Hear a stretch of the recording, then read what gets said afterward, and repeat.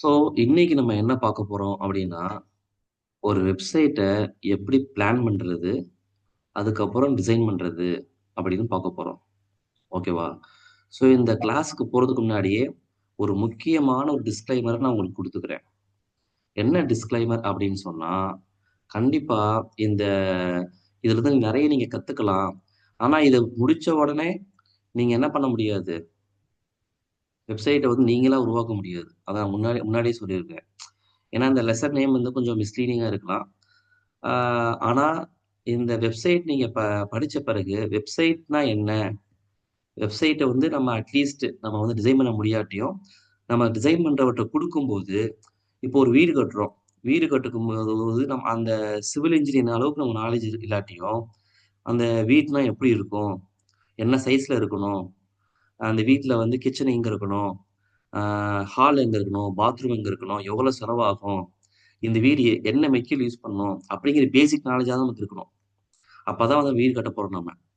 நம்ம வீடு கட்டாட்டியும் ஒரு பேசிக் நாலேட்ஜ் நமக்கு இருக்கும். அதே மாரி வெப்சைட்ட நம்ம டெவலப் பண்ணாட்டியும், உங்க பிசினஸ்க்கு இல்ல ஏதோ ஒரு பர்ப்பஸ்க்காக நீங்க ஒரு வெப்சைட் உருவாக்கும்போது, அந்த வெப்சைட்ட வந்து நம்ம அந்த வெப்சைட் பண்றவர்ட்ட நம்ம வந்து ஒரு ஆர்டர் குடுக்கும்போது, எந்த மாதிரியான ஸ்பெசிஃபிகேஷன்லாம் நமக்கு வேணும்? அப்படின்னு நமக்கு கேட்கறதுக்கு வசதியா இருக்கும். ஓகேவா? இதுதான் வந்து இந்த லெசனுடைய அவுட்கம். ஸோ இந்த லெசன முடிச்ச உடனே வந்து நீங்க வெப்சைட் டிசைன்லாம் பண்ண முடியாது. ஆனா மத்த லெசன்லாம் பார்த்தீங்கன்னா, இப்ப எம்எஸ் ஆஃபீஸ் பார்த்தோம். எம்எஸ் வேர்ட் பார்த்தோம். எம்எஸ் எக்ஸெல் பார்த்தோம். எம்எஸ் பவர் பாயிண்ட் பார்த்தோம். அந்த லெசன முடிச்ச பிறகு, உங்களால அந்த சாஃப்ட்வேர ஒர்க் பண்ண முடியும். ஆனா இந்த லெசன முடிச்ச பிறகு அப்படிப்பட்ட அவுட்கம் கிடையாது. ஏன்னா இந்த லெசன் நேம் வந்து மிஸ்லீடிங்கா இருக்கிறதுனால தான் இந்த டிஸ்க்ளைமர் குடுக்குறேன். ஒரு வெப்சைட்ங்கிறது வீடு கட்டுற மாரி தான். அதுக்குன்னு வந்து ஒரு சாலிட் ஃபவுண்டேஷன் நல்ல ஒரு அடித்தளம் வேணும். தெளிவான ப்ளூ பிரிண்ட் ஓகேவா? ஸோ எது எது எங்கெங்க இருக்கணும். அப்புறம் வந்து அதுக்கான இன்டீரியர் டிசைன். ஒவ்வொரு விஷயத்தையும் நம்ம டிசைன் பண்ணணும். ஓகே. ஒரு வீடுன்னு சொன்னா, எப்படி ஒரு அடிப்படை ஸ்ட்ராங்கா இருக்கணும். எப்படி வந்து அதுக்கான ஒரு மேப் இருக்கணும். அப்புறம் இன்டீரியர் டிசைன் இருக்கணுமோ, அதே மாரி தான் வெப்சைட்டும். ஓகேவா? ஸோ ஒரு வெப்சைட்ட வந்து ஒரு வீடு கட்டுறதோட நீங்க கம்பேர் பண்ணிட்டீங்கன்னா, இந்த லெசன் வந்து நீங்க ஈஸியா புரிஞ்சுக்கலாம். ஸோ இது வந்து உங்களுக்கு புரியும்னு நெனைக்கிறேன். ஸோ வெப்சைட்னா என்ன ஃபர்ஸ்ட்டு? அதாவது வெப்னா உங்களுக்கு என்னன்னு தெரியும். வெப்னா என்ன? வெப்னா இன்டர்நெட்ன்னு அர்த்தம். வெப்சைட்னா அந்த இன்டர்நெட்ல உள்ள ஒரு சைட், ஒரு லொகேஷன் அப்படின்னு வச்சுக்கோங்களேன். அதாவது ஒரு பெரிய ரியல் எஸ்டேட் லேண்ட் இருக்கு. அந்த லேண்ட்ல அந்த லேண்ட் தான் இன்டர்நெட்ன்னு வச்சுக்கோங்க. அந்த அந்த பெரிய லேண்ட்ல ஒரு பிளாட் இருக்கா இல்லையா? ஒரு பிளாட் நம்ம விலைக்கு வாங்குறோம். அதுதான் வெப்சைட்.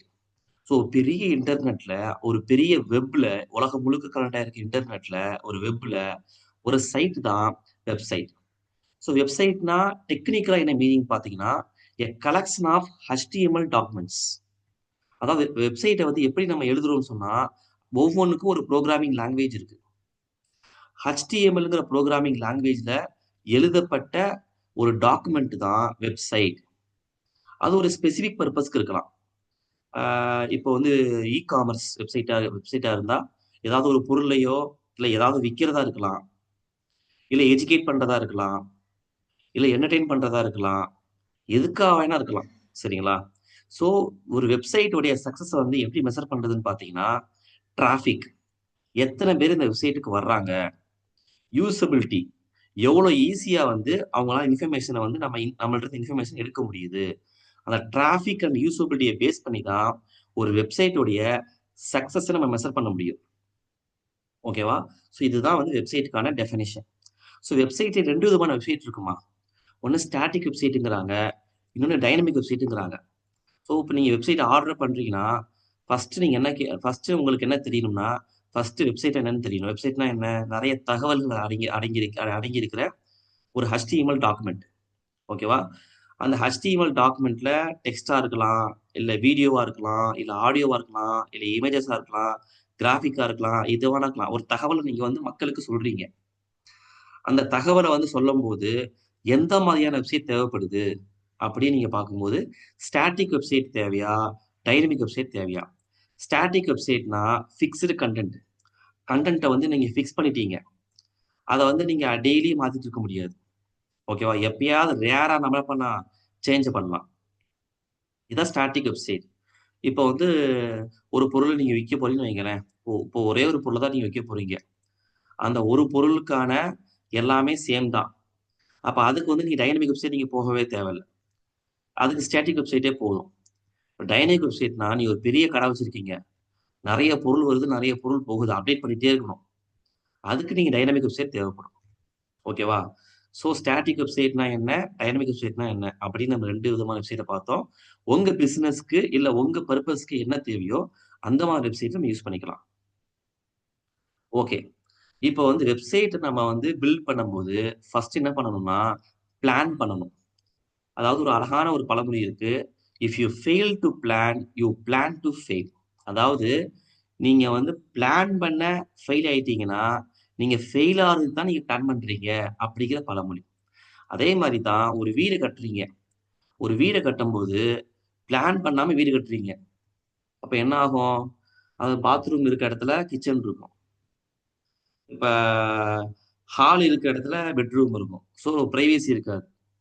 ஸோ அந்த மாரி இருக்கும்போது, உங்களால அன்கம்ஃபர்டபுளா நீங்க வாழ்ற சூழ்நிலை வரும். அதே மாரி தான் வெப்சைட் நம்ம பிளான் பண்ணணும். ஸோ அந்த பிளான்ல பல ஸ்டெப்ஸ் இருக்கு. ஃபர்ஸ்ட் என்னன்னு சொன்னா, டிஃபைன் ஆடியன்ஸ். அதாவது இப்போ உங்க வீடு கட்டுறீங்க. உங்க வீட்டுக்கு ஃபர்ஸ்ட் யார் வரப்போறா? அது நீங்க வரப்போறீங்களா? உங்க அப்பா, அம்மா வரப்போறாங்களா? இல்ல யார் அங்க இருக்க போறா? அத நீங்க முடிவு பண்ணணும். அதே மாரி தான் ஒரு வெப்சைட்டுக்கு உங்க வெப்சைட்டுக்கு ஃபர்ஸ்ட் யார் வரப்போறா? உங்க டார்கெட் ஆடியன்ஸ் யாரு? அத ஃபர்ஸ்ட் என்ன பண்ணணும் நீங்க? ஃபிக்ஸ் பண்ணணும். இதையே ஃபிக்ஸ் பண்ணாம அடுத்தடுத்த ஸ்டெப் போக முடியாது. ஸோ ஃபர்ஸ்ட் ஸ்டெப் என்ன? Define audience. உங்க ஆடியன்ஸ் யாருன்னு நீங்க தான் சொல்லணும். அடுத்து பார்த்தீங்கன்னா, ஆர்கனைஸ் கான்செப்ட்ஸ். ஓகேவா? ஓகே. இப்ப ஆடியன்ஸ் யாருன்னு ஃபிக்ஸ் பண்ணியாச்சு. இப்ப எத்தன பேர் வராங்களோ, அத்தன நம்ம பெட்ரூம் போடணுமா இல்லையா? அதுதான் கான்செப்ட். ஸோ என்ன ஆடியன்ஸ் வராங்களோ, அந்த ஆடியன்ஸ்க்கு தேவையான கன்டென்ட்ட நம்ம குடுக்கணும். உதாரணத்துக்கு, நீங்க வந்து ஒரு பொருள விக்க போறீங்க. ஓகேவா? அந்த பொருள வாங்குறவர் தான் உங்களுக்கு ஆடியன்ஸ். ஓகேவா? அந்த ஆடியன்ஸ வாங்க வைக்கிறதுக்கு தேவையான கன்டென்ட் தான் நம்ம வந்து ஆர்கனைஸ் பண்ணணும். இதுதான் வந்து 2வது கான்செப்ட். Organise concepts. இது 2வது ஸ்டெப். ஓகே. எல்லா கான்செப்ட்டையும் ஆர்கனைஸ் பண்ணியாச்சு. இப்ப நான் ஒரு பெரிய கடை. அந்த பெரிய கடையில எல்லா பொருளுமே நம்ம வந்து ஆர்கனைஸ் பண்ணியாச்சுன்னு வச்சுக்கோங்களேன். அதுக்கப்புறம் என்ன ஸ்டெப்னா, எந்தெந்த பொருள் எங்கெங்க இருக்கணும்? ஒரு கடையில முடிவு பண்றோமா இல்லையா? ஓகே. பேஸ்ட், பிரஷ்ஷு இந்த மாரி பேசிக்கான டெய்லி மூவ் ஆகுற ஐட்டம்லாம் இங்க வச்சுக்கங்க. கடைசில வச்சுக்கங்க, ஒரு கடையில. அதே மாரி வந்து ரொம்ப காஸ்ட்லியான பொருளு. மக்கள் எப்பயாவது வாங்குறது. உதாரணத்துக்கு தேனு, பேரிச்சம்பழம், நட்ஸு, ட்ரை ஃப்ரூட்ஸ் இதெல்லாம் வந்து ரொம்ப ரொம்ப வாங்க மாட்டாங்க. இதெல்லாம் முன்னாடி வைங்க. அப்பதான் ஒரு சாக்லேட்டு அதெல்லாம் முன்னாடி வச்சிருப்பாங்க. ஏன்னா அப்பதான் வந்து அ அத மக்களுடைய கண்களுக்கு படும். ஸோ எது எது எங்கெங்க இருக்கணும் அப்படின்னு முடிவு பண்ணணுமா, அதான் டைரக்டரி ஸ்ட்ரக்சர். ஸோ ஃபர்ஸ்ட் வந்து ஆடியன்ஸ் ஃபிக்ஸ் பண்ணிட்டீங்க. அடுத்து அந்த ஆடியன்ஸ்க்கு தேவையான கன்டென்ட்ட வந்து நீங்க ஆர்கனைஸ் பண்றீங்க. அதுக்கப்புறம் அந்த கன்டென்ட் எங்கெங்க இருக்கணும், அத நீங்க முடிவு பண்றீங்க. முடிவு பண்ண பிறகு ஸ்கெட்ச் பேஜஸ் ஒரு டிசைன் ரெடி பண்றீங்க. ஓகேவா? டிசைன ரெடி பண்ணிட்டு, அந்த டிசைன லுக் அண்ட் ஃபீல் பண்ணி பார்க்குறீங்க. இதுதான் ஒரு வெப்சைட்டுக்கான ஒரு பிளான். இதுல வந்து நம்ம ஃபர்ஸ்ட் பிளான பார்ப்போம். ஸோ ஃபர்ஸ்ட் ஆடியன்ஸ் யாரு? ஓகேவா? ஸோ அந்த ஆடியன்ஸ் யாருங்கிறத நீங்க ஃபர்ஸ்ட் என்ன பண்ணணும்? முடிவு பண்ணணும். அவங்க பேக்கிரவுண்ட் என்ன? அவங்க இன்ட்ரெஸ்ட் என்ன? அவங்க எந்த காரணத்திற்காக உங்க வெப்சைட்க்கு வரணும்? வர்றாங்க. அவங்களுடைய டெமோகிராபிக்ஸ், அவங்க வயசு என்ன? அவங்க ஜெண்டர் என்ன? அவங்க லொகேஷன் என்ன? அவங்களுடைய பெர்சனல் டீட்டெயில்ஸ். அப்புறம் அவங்க வந்து ஃபோன்ல யூஸ் பண்றாங்களா? இல்ல கம்ப்யூட்டர்ல யூஸ் பண்றாங்களா? அதுவும் நீங்க முக்கியமா தெரிஞ்சுக்கணும். ஓகேவா? ஒரு வெப்சைட்ட வந்து நீங்க அதாவது வெப்சைட்ட வந்து மொபைல் ஃபோன்லயும் பார்க்கலாம், கம்ப்யூட்டர்லயும் பார்க்கலாம், டேப்லயும் பார்க்கலாம்.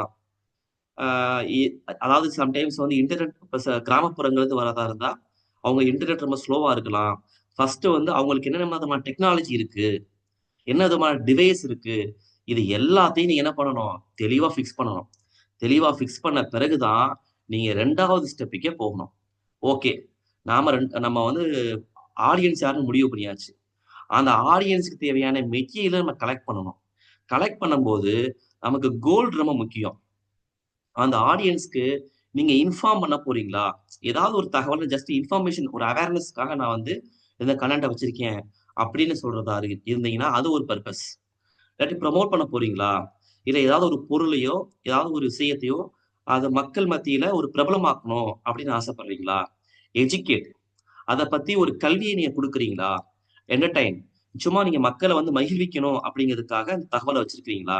ஸோ இந்த தகவல எந்த காரணத்துக்காக, எந்த கோலுக்காக வச்சிருக்கீங்களோ, அத பேஸ் பண்ணி அந்த மெட்டீரியல கலெக்ட் பண்றது தான் ஆர்கனைசிங் த கான்செப்ட் செகண்ட் இது.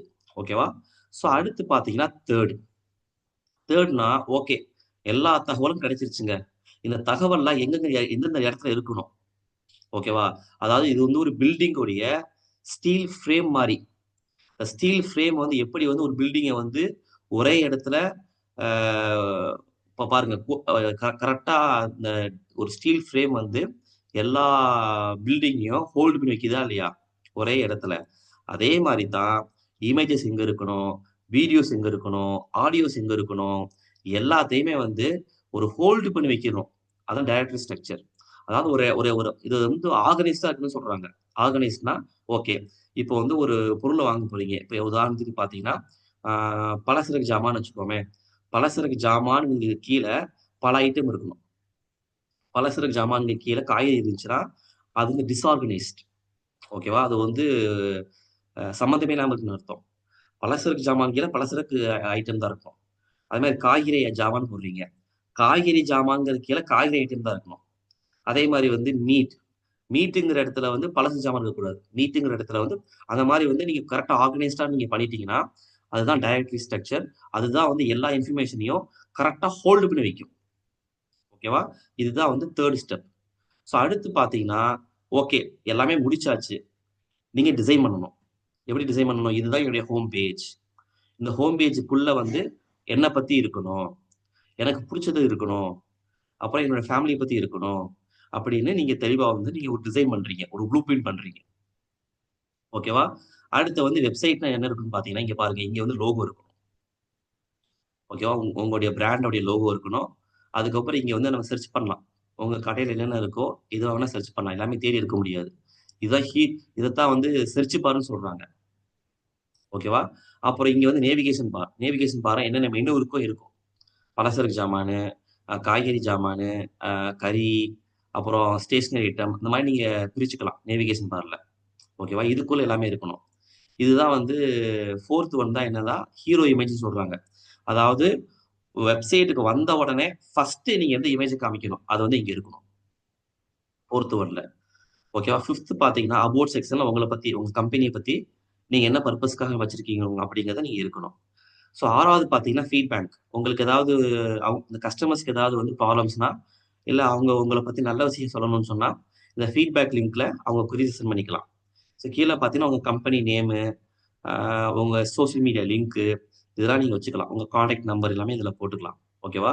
ஸோ வெப்சைட்டுக்கு வந்து ஒரு ஹோம் பேஜ் தாங்க ரொம்ப முக்கியம். ஓகேவா? அந்த ஹோம் பேஜ் நீங்க ப்ராப்பரா டிசைன் பண்ணிட்டீங்கனாலே, வெப்சைட்டுடைய வேலை 90% முடிஞ்சுச்சுன்னு அர்த்தம். சரிங்களா? அடுத்து மத்தது எல்லாமே ஹோம் பேஜ் பேஸ் பண்ணி தான் இருக்கும். ஸோ வெப்சைட் அடுத்து பார்த்தீங்கன்னா, design, look and feel. So நம்ம வந்து அந்த அந்த வெப்சைட்ட நம்ம பார்த்து ரசிச்சு, அத ஃபீல் பண்ணி பண்ணணும். அதுல முக்கியமானது என்னன்னு சொன்னா, ஸ்பேஸ் அண்ட் பேலன்ஸ். எல்லா கன்டென்ட்டுமே வந்து ரொம்ப ஸ்பேசியஸா, ப்ராப்பர் பேலன்ஸ்ல இருக்கணும். ரொம்ப ஸ்பேசியஸ் சொல்லிட்டா ரொம்ப ஒரு மொழிக்கு ஒண்ணு, இன்னொரு மொழிக்கு ஒண்ணு அப்படி இருக்கக்கூடாது. ஓகேவா? அதாவது நீங்க பார்க்கும்போது என்ன ஸ்பேஸ் உங்களுக்கு தேவையோ, அது வந்து பார்க்க பேலன்ஸ்டா இருக்கணும். அடுத்து கலர். கலர் பார்த்தீங்கன்னா, கண்களுக்கு கொஞ்சம் கன்சிஸ்டன்ட்டா இருக்கணும். போட்டு ரொம்ப அடிக்கிற மாரி இருக்கக்கூடாது. கலரே இல்லாம இருக்கக்கூடாது. ஒரு கன்சிஸ்டன்ட்டா இருக்கணும். ஆ பார்க்கறதுக்கு கொஞ்சம் பளிச்சுன்னு இருக்கணும். அது போதும். அடுத்து பார்த்தீங்கன்னா, ஃபாண்ட். ஃபாண்ட் வந்து ரொம்ப பெருசா இருக்கக்கூடாது, ரொம்ப சிறுசா இருக்கக்கூடாது. நம்ம ரீட் பண்ற அளவுக்கு இருக்கணும். ஓகேவா? கன்சிஸ்டன்சி. அதாவது ஒவ்வொரு இடத்துலயும் ஒவ்வொரு கலரு, ஒவ்வொரு டிசைன் பண்ணாம, கரெக்ட்டா ஒரே தீம்ல ஒரு பேஜ் ஃபுல்லா ரெடி பண்றது தான் கன்சிஸ்டன்சி. ஓகேவா? ஸோ இந்த கன்சிஸ்டன்சி இருந்தா, உங்க வெப்சைட்டு சூப்பரா இருக்கும். அடுத்து பாருங்க டெக்ஸ்சர். டெக்ஸ்சர பொறுத்தவரைக்கும் ரொம்ப வந்து நீங்க இந்த டெக்ஸ்சரு, கிராஃபிக்கு ரொம்ப ஆட் பண்ணீங்கன்னா, உங்க வெப்சைட் வந்து பார்க்க ரொம்ப ஒரு மாரி ஆயிரும். அதனால வந்து இந்த கிராபிக்ஸ் ரொம்ப அதிகமா யூஸ் பண்ணக்கூடாது. டெக்ஸ்சர் வந்து ரொம்ப வந்து கான்ஷியஸ் யூஸ் பண்ணணும். முக்கியமா வந்து அ இமேஜஸ் அண்ட் வீடியோஸ ரொம்ப அதிகமான சைஸ்ல நீங்க குடுத்தீங்கன்னா, மொபைல்ல பார்க்குறவங்க, இல்லாட்டி இன்டர்நெட் ஸ்லோவா இருக்கிறவங்க உங்க வெப்சைட் அக்சஸ் பண்ண முடியாது. ஓகே, இதுதான் வந்து முக்கியமான விஷயம். ஸோ அடுத்து பார்த்தீங்கன்னா, வெப் டிசைனுக்கான பிரின்சிபல் என்ன? ஓகே, ஃபர்ஸ்ட் என்னன்னா, ஒவ்வொரு அ பேஜுக்கும் ஒவ்வொரு டாபிக் இருக்கும். ஓகேவா? சம்மந்தமே இல்லாம பல்வேறு டாபிக்ல நீங்க வந்து ஒரே பேஜ்ல போட்டீங்கன்னா, மக்களுக்கு வந்து ஃபோக்கஸ் கிடைக்காது. அதனால என்ன பண்ணணும்னா, கன்டென்ட் செக்மென்டேஷன். கன்டென்ட்ட டாபிக் ஏத்த மாரி நம்ம பிரிச்சிரணும். செக்மென்ட் பண்ணணும். அப்பதான் வந்து யூசர் அட்டென்ஷன். இப்போ உதாரணத்துக்கு காய்கறி ஜாமான்னு சொன்னா, காய்கறி ஜாமானுக்கு கீழ என்ன விதமான காய்கறி அது இருக்கணும். ஓகே, அதான் ஃபோக்கஸ். Content segmentation. அடுத்து பார்த்தீங்கன்னா, ஃப்ரெஷ்னஸ். ரெகுலரா அப்டேட் பண்ணிட்டே இருக்கணும். ஓகேவா? அதனால தான் நம்ம என்ன பண்ணணும்னா, டைனமிக் வெப்சைட்ட நம்ம வாங்கணும். நம்ம வாங்கும்போதே. ஏன்னா ஸ்டாட்டிக் வெப்சைட்ன்னு சொன்னா ஒரே கன்டென்ட் தான். ஓகேவா? கன்டென்ட் மாறவே மாறாது. டைனமிக் வெப்சைட்னா ஏன்னா ஸ்டாட்டிக் வெப்சைட்னா டெய்லி அதே கன்டென்ட். அதையே மக்கள் பார்க்கணும். கரெக்ட்டான விஷயம் தானே அது. ஸோ ஒரே கன்டென்ட் நீங்க குடுக்குறீங்க. அது வந்து எப்போ போனாலும் அதே கன்டென்ட் தான். ஏற்கனவே பார்த்தத ஏன் திரும்ப மக்கள் பார்க்கணும் அப்படின்னு நினைப்பாங்களா இல்லையா? அப்ப கன்டென்ட்ட நீங்க அப்டேட் பண்ணிட்டே இருக்கும்போது, மக்களுடைய டிராஃபிக் ரொம்ப அதிகமா இருக்கும். நெறைய டவுன்லோட்ஸ் அதிகமா இருக்கும். அப்படி இருந்தாலே உங்க வெப்சைட் ரொம்ப சக்சஸ்ஃபுல்னு அர்த்தம். அடுத்து கம்பேட்டிபிலிட்டி. ஸோ எல்லா ப்ரௌசர் Google Chromeஆ இருக்கட்டும், Mozilla Firefoxஆ இருக்கட்டும், இன்டர்நெட் எக்ஸ்ப்ளோரரா இருக்கட்டும், இல்ல Safari, ஆப்பிள் ஐஃபோன்ல Safariங்கிற ப்ரௌசர் இருக்கு. Safariஆ இருக்கட்டும், எந்த ப்ரௌசரா இருந்தாலும் உங்க வெப்சைட் வந்து தெளிவா தெரியணும்.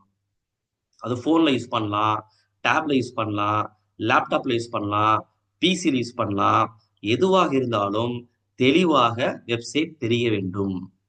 அடுத்து பார்த்தீங்கன்னா, ஸ்பீட். ஸோ ஸ்பீட பொறுத்தவரைக்கும், நீங்க ரொம்ப கம்மியான கம்ப்ரஸ் பண்ணி இமேஜ நீங்க குடுக்கணும். கம்ப்ரஸ் பண்ணி வீடியோவ கூட கம்ப்ரஸ் பண்ணி குடுக்கணும். ஸோ அதிகமான மல்டிமீடியா நீங்க குடுத்தீங்கன்னா, லோட் ஆகுறது ரொம்ப ரொம்ப ஸ்லோவாகும். மக்களுடைய டிராஃபிக் ரொம்ப கம்மியாகும்.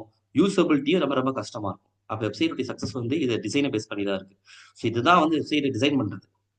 ஸோ வெப்சைட்ட பிளான் பண்ணி டிசைன் பண்றதுன்னு பார்த்துட்டோம். அடுத்து என்ன பண்றதுன்னு பார்த்தோம்னா, நம்ம பிளான் பண்ணி டிசைன் பண்ணிட்டோம். அந்த வீடு கட்டணுமா இல்லையா?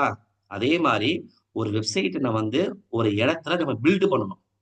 அது மக்களுக்கு தெரியணும். அதுக்கு வந்து ஒரு இடம் வேணும். அந்த இடத்துக்கு பேரு தான் வெப் ஹோஸ்டிங்ன்னு சொல்றாங்க. வெப் ஹோஸ்டிங்ன்னா என்ன? ஒரு இடம். ஓகே. வெப் ஹோஸ்டிங் இருக்கு. மக்கள் வந்து உங்கள தேடி வரணும். உங்க வெப்சைட்டுக்கு ஒரு அட்ரஸ் வேணும். அதுக்கு பேரு தான் டொமைன் நேம். இப்ப பாருங்க, இப்ப நம்ம வந்து இல்ம் ஓப்பன் ஸ்கூலுக்கு ஒரு வெப் ஹோஸ்டிங் நம்ம பண்ணிட்டோம்.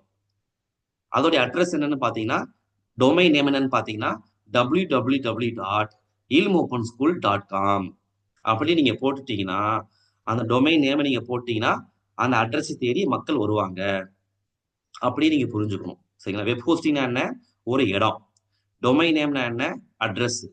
ஓகேவா? இந்த 2மே வந்து வெப்சைட்ட வந்து ஒரு இடத்துல பில்ட் பண்ணி மக்களுக்கு காமிக்கிறதுக்கு நமக்கு தேவைப்படும்.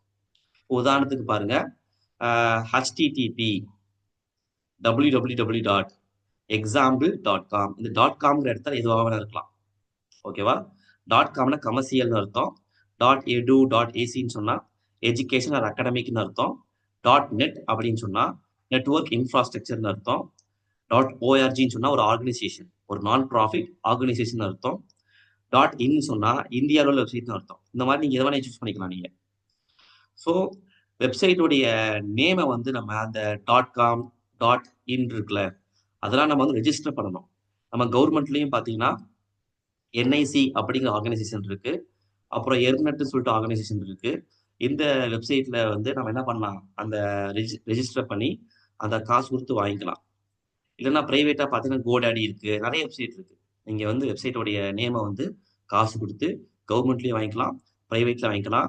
வெப்சைட் நேம் ரொம்ப ரொம்ப முக்கியம். ஏன்னா, அந்த வெப்சைட் தான் உங்களுடைய பிராண்ட். உங்க ஃபியூச்சர் எல்லாமே அதுல தான் இருக்கு. உங்களுக்குன்னு ஒரு இமெயில் இருக்கும். உதாரணத்துக்கு பார்த்தீங்கன்னா, உங்க பேர போட்டு @ilmopenSchool.com ஸோ உங்களுக்குன்னு பார்த்தீங்கன்னா, உங்க பேர போட்டே உங்களுடைய ஸ்கூல் நேம் போட்டு ஒரு இமெயில் நம்ம கிரியேட் பண்ணலாம். ஸோ இந்த மாதிரி ஒரு உங்க பிராண்டுக்கு, உங்க ஃபியூச்சருக்கு, உங்களுடைய இமெயிலுக்கு ரொம்ப முக்கியமா தேவைப்படும். அடுத்து முக்கியமான ஒரு ஸ்பெசிஃபிகேஷன். இப்ப நம்ம ஏற்கனவே என்ன பார்த்தோம்? வெப்சைட்ல நம்ம ஆர்டர் குடுக்கும்போது, நமக்கு ஸ்டாட்டிக் தேவையா? டைனமிக் தேவையா? நம்ம பிளான் பண்ணும்போது நம்ம ஆடியன்ஸ் யாரு? நம்ம கன்டென்ட் என்ன? நம்ம கண்டென்ட் எப்படி ஆர்கனைஸ் பண்ணணும், எப்படி டிசைன் பண்ணணும் அப்படின்னு பார்த்தோம்.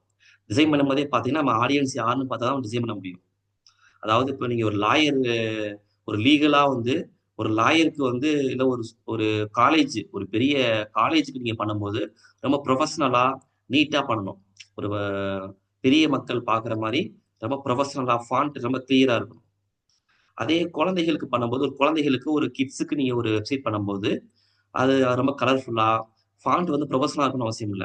குழந்தைகளுக்கு புடிச்ச மாரி இங்க, இங்கேயும் மாத்தி, மாத்தி இருக்கலாம். ஸோ, அந்த மாரி நீங்க டிசைன் பண்ண பிறகு பார்த்தீங்கன்னா, அதெல்லாம் நீங்க வந்து வெப்சைட் ஆர்டர் குடுக்கும்போது தான் உங்களுக்கு தெரிஞ்சிருக்கணும். அடுத்து டெக்னிக்கலா வந்து ஒரு சில ஸ்பெசிஃபிகேஷன் இருக்கு. எவ்வளோ கன்டென்ட்ட வந்து நீங்க ஸ்டோர் பண்ண போறீங்க? அதான் டிஸ்க் ஸ்பேஸ். ஓகேவா? உங்க வெப்சைட்ல எவ்வளவுக்கு எவ்வளோ அதிகமான கன்டென்ட் நீங்க வந்து ஸ்டோர் பண்ண போறீங்க? இது வந்து முடிவு பண்றது தான் டிஸ்க் ஸ்பேஸ். அடுத்து பார்த்தீங்கன்னா, பேண்ட்விட்த். பேண்ட்வித்னா எவ்வளோ டிராஃபிக் வந்து உங்களால ஹேண்டில் பண்ண முடியும்? அதையும் நீங்க வந்து சொல்லிறணும். இல்லங்க என் வெப்சைட்டுக்கு வந்து டெய்லியும் 1000 பேர் வருவாங்க. நீங்க அந்த அளவுக்கு பேண்ட்விட்த் அதிகப்படுத்துங்கன்னா, அதிகப்படுத்தி குடுத்துருவாங்க. இல்லங்க இப்பதாங்க வெப்சைட் ஆரம்பிக்க போறேன். ஓகேவா? டிஸ்க் ஸ்பேஸ் ரொம்ப கம்மியா போதும். பேண்ட்விட்த் மக்களும் ரொம்ப கம்மியா வருவாங்க. பேண்ட்விட்த் கம்மியா குடுத்துருங்கன்னா, கம்மியா குடுத்துருவாங்க. சப்போர்ட். ஸோ 24/7 சப்போர்ட் வந்து அவைலபிலிட்டி இருக்கா? இப்போ உங்க வெப்சைட்ல ஏதாவது ப்ராப்ளம்னு சொன்னா, அந்த வெப்சைட்டுக்கான ப்ராப்ளம்ஸ சால்வ் பண்ற மாரி, உங்க வெப்சைட் பண்ணி குடுக்குறவங்களுக்கு 24/7 அவைலபிலிட்டி இருக்கா? அப்படின்னு நீங்க பார்த்துக்கணும். ஓகேவா? ஸோ உங்க வெப்சைட்ட மோஸ்ட்லி யார் மேனேஜ் பண்ணுவாங்கன்னா, யார் டெவலப் பண்றாங்களோ அவங்க தான் வந்து ஹோஸ்ட்டா மேனேஜ் பண்ணுவாங்க. ஸோ அவங்களுடைய சப்போர்ட் வந்து உங்களுக்கு எந்த அளவுக்கு கிடைக்கும்? சம்டைம்ஸ் என்ன சொல்லுவாங்கன்னா, வெப்சைட் நாங்க பண்ணி குடுத்துருவோம். சப்போர்ட் கிடைக்காது அப்படி சொல்லிருவாங்க. அந்த சப்போர்ட் பண்றதுக்கு எக்ஸ்ட்ரா காசு கேட்பாங்க. சம்டைம்ஸ் என்ன சொல்லுவாங்கன்னா, நாங்க வெப்சைட் பண்ணி குடுத்துருவோம். சப்போர்ட் நாங்க பண்ணுவோம் அப்படின்னு சொல்லுவாங்க. ஸோ உங்களுக்கு எந்த விதமான ஸ்பெசிஃபிகேஷன் தேவையோ, அத நீங்க தான் முடிவு பண்ணணும். அத பத்தி நீங்க தெரிஞ்சுக்கிறது ரொம்ப நல்லது. ஸோ அடுத்து பார்த்தீங்கன்னா, ஓகே வெப் ஹோஸ்டிங். வெப் ஹோஸ்டிங்னா என்ன? ஒரு இடத்த நம்ம வாங்குறோம். அதான் வெப் ஹோஸ்டிங். அந்த வெப் ஹோஸ்டிங்ல 3 விதமான வெப் ஹோஸ்டிங் இருக்கு. ஒண்ணு ஃப்ரீ ஹோஸ்டிங், ஒண்ணு ஷேர்டு ஹோஸ்டிங், ஒண்ணு டெடிகேட்டட் ஹோஸ்டிங். ஃப்ரீ ஹோஸ்டிங் ஒண்ணும் இல்லம்மா. ஓகேவா? இப்ப வந்து ஃப்ரீயாவே என்ன பண்ணலாம் உங்களுக்கு ஹோஸ்டிங் கிடைச்சிரும். அதுக்கு நீங்க காசு குடுக்க தேவையில்ல. உதாரணத்துக்கு ஜியோ சிட்டீஸ் அப்படிங்கிற ஒரு எக்ஸாம்பிள் இருக்கு. நெறைய எக்ஸாம்பிள் வந்து புக்ல இருக்கு. நீங்க பார்த்து படிச்சுக்கங்க. ஓகேவா? ஆனா இந்த வெப்சைட்ல என்ன பிரச்சனைன்னு சொன்னா, நெறைய ஆட் வந்துகிட்டே இருக்கும். ஓகே. உதாரணத்துக்கு வந்து நெறைய வெப்சைட் இருக்கு. ஆ வேர்ட் அப்படின்னு சொல்லிட்டு ஒரு வேர்ட் பிரஸ்ன்னு சொல்லிட்டு ஒரு ஒரு ஒரு ஃபீச்சர் இருக்கு. அதுல நீங்க போனீங்கன்னா, ஃப்ரீயா என்ன பண்ணலாம் உங்க வெப்சைட்ட ஹோஸ்ட் பண்ணிக்கலாம். ஆனா விளம்பரங்கள் வந்துகிட்டே இருக்கும். ஓகேவா? ஸோ உங்க கன்டென்ட் வந்து சம்டைம்ஸ் விளம்பரங்கள் மறைக்கலாம். ஆனா அது ஃப்ரீ. காசே கட்டத் தேவையில்ல. அடுத்து பார்த்தீங்கன்னா, ஷேர்டு ஹோஸ்டிங். ஷேர்டு ஹோஸ்டிங்னா ஒரு பெரிய வந்து அபார்ட்மெண்ட் மாரி. ஒரு பெரிய வந்து ரியல் எஸ்டேட் அபார்ட்மெண்ட் மாரி. அதுல வந்து ஒரு வீடு. ஓகேவா? அதான் ஷேர்டு ஹோஸ்டிங். அதாவது ஒரு நீங்க வந்து அந்த சர்வர வந்து நெறைய பேர் வாங்கியிருப்பாங்க. அவங்களோட சேர்ந்து உங்களுக்கு தேவையான ஸ்பேஸ நீங்க வாங்கிக்கிறீங்க. அதான் வந்து ஷேர்டு ஹோஸ்டிங். இதுவும் ஆனா இது அந்த ஃப்ரீய விட இது கொஞ்சம் பெஸ்ட்டா இருக்கும். ஓகேவா? ஆ உங்களுக்கு ஆட்ஸ்லாம் வராது. உங்களுக்கு அந்த ஸ்பேஸுக்குள்ள நீங்க எவ்வளோ வேணா யூஸ் பண்ணிக்கலாம். பிரச்சனை இல்ல. ஓகேவா? ஸோ இது ஒண்ணு. ஆனா இதுல வந்து ஸ்பீடு சம்டைம்ஸ் கம்மியாக வாய்ப்பு இருக்கு. டெடிகேட்டட் ஹோஸ்டிங்னா உங்களுக்கு மட்டுமே சர்வர். உங்களுக்கு ஓன் சர்வர். ஓகேவா? உங்கள்ட்ட தான் அந்த ஃபுல் கண்ட்ரோல் இருக்கும். இப்ப அபார்ட்மெண்ட் மாரி இல்லாம, உங்க தனி வீடு இருக்கிறதுனால, உங்களுக்கு ஃபுல் கண்ட்ரோல் இருக்கிறதுனால, ஹையர் காஸ்ட் அதிகமா இருக்கும். ஓன் சர்வர், ஹை ஸ்பீட் அதிகமா இருக்கும். ஸோ உங்க சர்வர வந்து நீங்க எப்படி வேணா மேனேஜ் பண்ணிக்கலாம். ஸோ இதுதான் வெப்சைட்ட உருவாக்குறதுக்கான ஒரு அடித்தளம். ஓகேவா? ஸோ அடித்தளத்த நான் சொன்னேன் நானு. வெப்சைட்ட நீங்க இப்ப நீங்களே உருவாக்க முடியாது. அத நான் முன்கூட்டியே சொல்லிட்டேன் நானு. இதுல ஏதாவது டவுட்ஸ் இருந்தா தாராளமா வந்து கேளுங்க.